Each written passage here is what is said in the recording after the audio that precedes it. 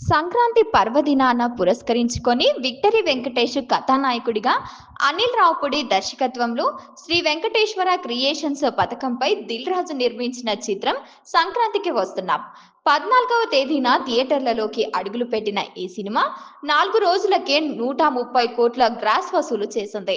కుటుంబ ప్రేక్షకులకు మొదటి ప్రాధాన్యత ఈ సినిమాకు వస్తుండటంతో కలెక్షన్లు భారీగా పెరుగుతున్నాయి. ఈ 2 రోజుల్లో మరింత పెరిగే అవకాశం ఉందని తెలుస్తోంది. మరోవైపు బాలయ్య నటించిన డాకు మహారాజు సినిమాకు నైజాంలో థియేటర్లు తక్కువ సంఖ్యలో కేటాయించడంపై బాలకృష్ణ అభిమానులు థియేటర్లకు సంఖ్యను పెంచాలంటూ ఆందోళన చేస్తున్నారు. సంక్రాంతికి వస్తున్నాం సినిమా కలెక్షన్లు ఇలాగే కొనసాగుతూ వెళ్తే పుష్ప 2 ఆర్ఆర్ఆర్ రికార్డు బద్దలు కొట్టడం ఖాయమంటున్నారు. ఇప్పటికే ఈ సినిమా 56 కోట్ల షేర్ సంపాదించింది. గత 2 దశాబ్దాలుగా వెంకటేష్ సినిమా ఏది 25 కోట్ల షేర్ మించలేదు. కానీ అనూహ్యంగా ఈ సినిమా 4 రోజులకే 56 కోట్ల షేర్ అందించి సంచలన రికార్డు నెలకొల్పింది.